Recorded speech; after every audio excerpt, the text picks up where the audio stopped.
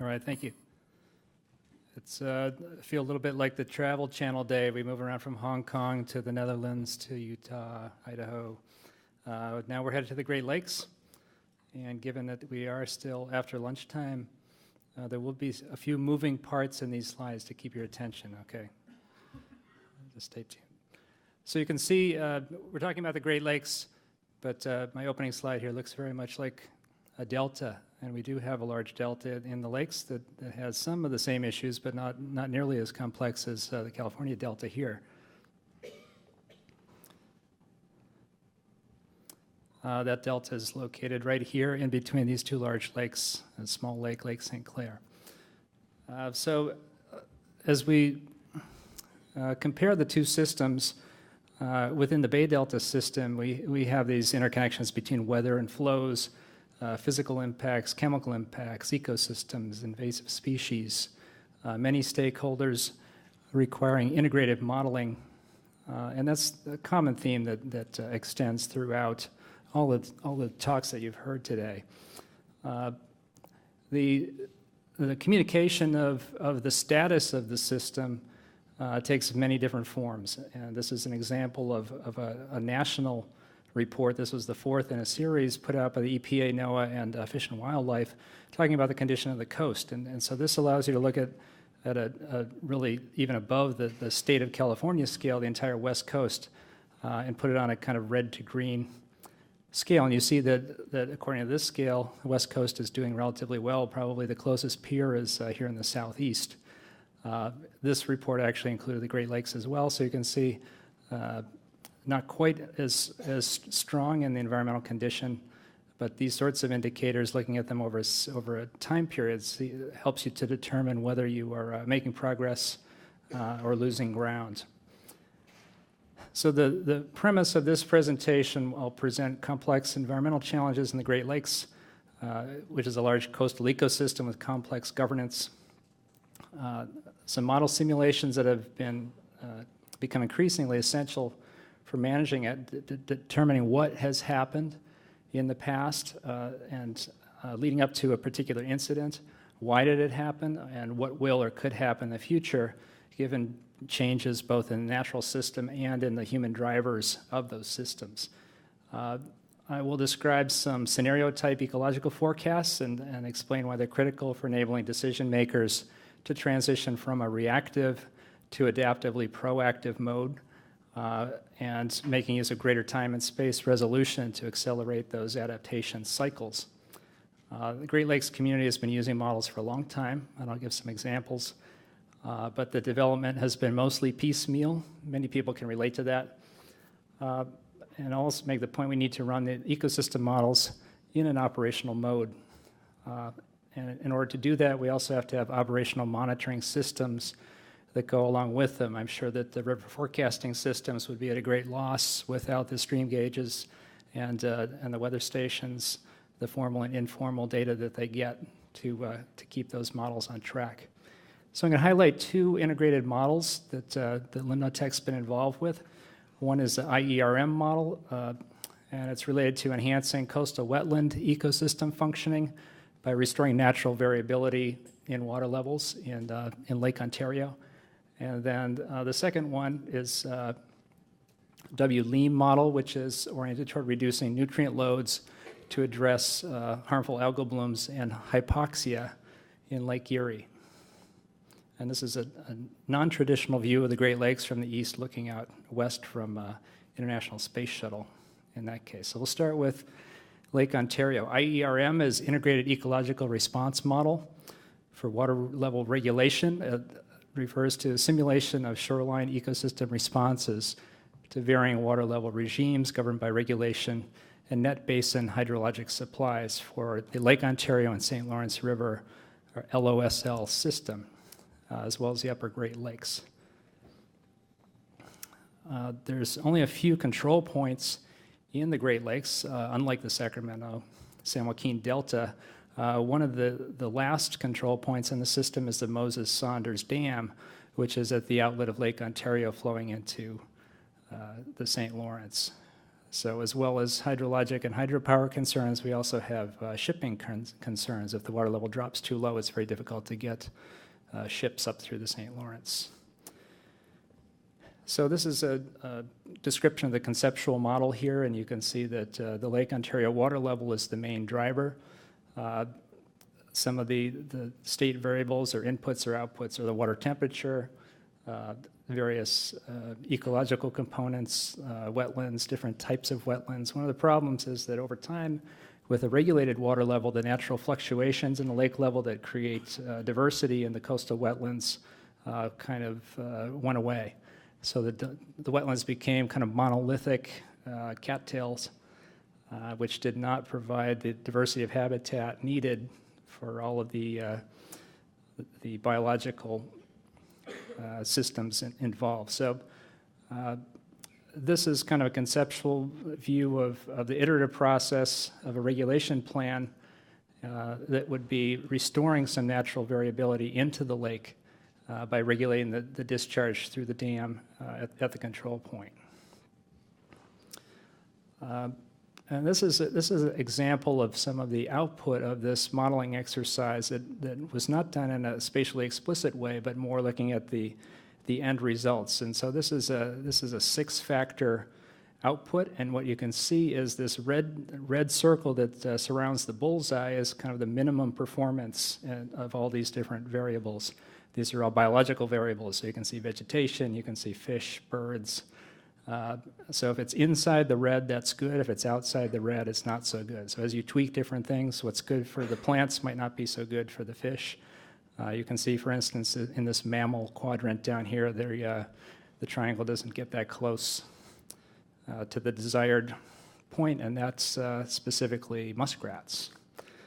But you can see, even trying to manage a biological system, what's good for one piece is not necessarily good for everything. So the lessons learned here, the ecological impacts can be integrated into system-wide models of flow and water level. Modelers here, numerical modelers, need to work very closely with biologists to make sure that some of their assumptions are accurate. Consensus management requires an iterative process and consultation with the stakeholders, so it's not a one-time through approach. Models need to be nimble and flexible in order to accomplish this. So if the model is too cumbersome that you can't go through multiple runs relatively quickly, that component of nimbleness is going to break down, and the stakeholders will either find another way of doing things or pretend to use the model and not actually use it. An essential piece here that I've mentioned previously and others have mentioned, particularly the previous talk, is the role of data and forecasts in the modeling and the decision support. So that includes both the past and the present and the future data and the conditions. So for example, here we have lake levels in Lake Ontario. We've got buoys out in the lake, nesting sites for the black tern, which is very dependent on water level elevation, and then current conditions that are forecast by NOAA. So the result of this was a plan that then moves over to the policy side in terms of whether it will be implemented or not, but it's based on the science to support it. So so far has not yet been implemented, but it has each of these components in a simplified infographic that shows what are the benefits of the plan so that any negative impacts can be offset with a positive return. Refers to the politics that we talked about at the beginning of today's session. So the second case study, eutrophication modeling in the Great Lakes, began really in the late 1960s and up through the early 80s. Models were used to establish phosphorus, first of all, as a limiting nutrient in lakes in general, and in Lake Erie in particular. And then those models were used to set target loads for phosphorus to the lakes for Annex 3 of the Great Lakes Water Quality Agreement, which is an agreement between the U.S. and Canada. And this gets at some of the complex governance I talked about previously. It's a shared water bodies spanning international boundary. In 2010 to the present, there's been a recurrence of harmful algal blooms, and it's required reassessment of some of those earlier targets. So new modeling has been conducted. It'll be used to assess the causes and to develop new targets for Annex 4 of the updated Great Lakes Water Quality Agreement. Lake Erie is a 3-basin lake. It has a deep basin on the east, intermediate basin in the middle, and a shallow basin in the west. The shallow basin is subject to algal blooms. The middle basin is subject to oxygen depletion in the summertime. So calibration using 1970 data and confirmation with 1975 data of the original Lake Erie model was used to set reduction targets that were actually quite effective and developing of load response curves. Now, those of you that are used to working in marine systems, keep in mind these are phosphorus limited rather than nitrogen limited. So this is a time series of phosphorus loads to Lake Erie, and what you can see is a major investment early on in this time period in point source reduction with wastewater treatment plants, significant decrease in total phosphorus, but not a corresponding decrease in dissolved phosphorus. So almost $9 billion investment in point source reductions produced this downward trend. Unfortunately, what we see most recently in 2011, the largest algal bloom ever in the lakes in spite of that phosphorus decrease, which this was where adaptive management needed to come into play. Why did this happen? What can be done about it? Even after spending $9 billion to fix the problem. So with the recurrence in 2011 of this massive bloom, and then last year in 2014, not as large of a bloom, but because of where it happened, it impacted the drinking water intake for the city of Toledo, resulting in a shutdown of, well, not a shutdown, but a do not drink order that went out throughout the city, shut off the water supply for about 450,000 people for several days, tended to get people's attention. So here's what I talked about earlier with this decrease in dissolved phosphorus, but then corresponding increase over more recent times. So this reeutrophication that seems to be happening, the problem is a reoccurrence of the nearshore blooms, reoccurrence of toxic algal blooms, in this case particularly microcystis, and hypoxia and the hypolimnia of the central basin as a secondary issue.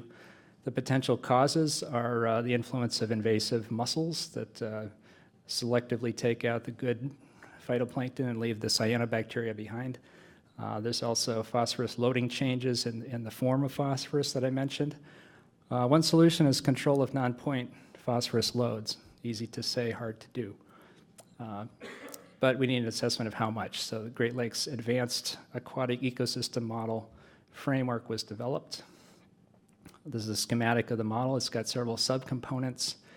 A SWAN simulating waves nearshore piece, the EFDC hydrodynamic and sediment transport piece, and a nutrient and eutrophication submodel. All of those interact with these various pieces to be able to not only simulate current conditions, but also to forecast different nutrient load scenarios and what the net result, how big of a reduction would need to be enacted to get the desired decrease in algal blooms. So once again, the data and the forecasts are essential to this effort, both to make sure the model is functioning properly before you go forward in time, and to actually integrate data from multiple sources even within an individual season. So in-lake monitoring, seasonal forecasts, grab samples, et cetera. And this is a model grid that's being developed for Lake Ontario to build on that water level exercise to, again, look at nutrient loading to that lake, similar to what's been done in Lake Erie. So lessons learned, behavior changes, and ecosystems evolve. Complex interactions require integrated modeling. Models can inform adaptive management. They help us understand what's changed, and they help set new targets based on those changes. In the case of California here, as the hydrologic system shifts, old models that worked in the past may need to be revisited. So with Bay modeling, or Bay Delta modeling, we have the challenge of fragmented modeling. We talked about silos and stovepipes before. Storage flows are modeled at the system scale, the CalSim2 model, but the time scale is based on water allocations monthly, and we talked about that earlier in terms of economics. and aggregation and disaggregation. Also, the ecosystem impacts are modeled more locally rather than at a regional scale and at shorter time scales. Scenario development, it's challenging to iterate through alternative solutions with the existing models, also challenging to achieve consensus. And then adaptive management, you have challenges in representing climate futures with existing models that don't have sufficient resolution or skill to make some of the decisions or to adequately inform those decisions. And then there's conflicting legal framework and stakeholder priorities, always an issue. So fragmented modeling must develop a more unified framework, linking the scientific threads that have been developed, integrating the flows, the sediment transport, the chemical fate transport, and the ecology. Represent the system all the way from the Sierra to the Golden Gate in daily time steps, maybe a high order. Endpoint variables that should be included, solids and salinity, nitrogen and phosphorus, phytoplankton and zooplankton, dissolved oxygen, fish and invasives, mercury and pesticides. So we need something like Babel that gets the different modeling languages to speak together, to get some of the disciplines to speak together. When the computer scientists come up with something like that, please let us know. Maybe in the robotics realm. So lessons learned. It can work. Models can help set targets to meet multiple goals. You have to strive for process integration, a one delta approach, or one bay, one lake, one river, depending where you work. Tractable and flexible tools that can be used iteratively. They have to be nimble and elegant and all those things. Sounds like a ballet dancer, maybe. Constructive engagement of stakeholders in the iterative process and starting very early on, not build it and then go find a stakeholder. Things will change, including the technology. The systems will evolve on a multi-decadal scale. We have to build that in. Integrated models can help us understand those changes and support decisions to revise the targets in the future. But again, we need to build that flexibility in from the beginning. So that will be the conclusion of our linkage between the Great Lakes and the Delta. And the session. Thank you. We have time for one question for John.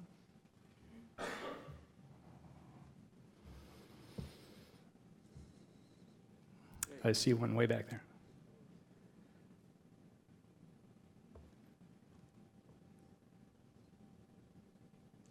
How much does it cost? And how much time? How much does the modeling cost, or how much does the remedy cost? Just the modeling, for starters. These kind of large ecosystem models, usually they're done in a collaborative mode. If you combine the cost of all of the pieces that go into it, I would say typically in the range of $1 to $2 million as a discrete piece. But if you're talking about a $9 billion remedy, it's chump change, right? And that's usually the case. Science is expensive, but not knowing the answer to important questions is even more expensive, and particularly coming up with remedies that don't actually work, that's really expensive. And none of them work perfectly, but working better than something else, yeah.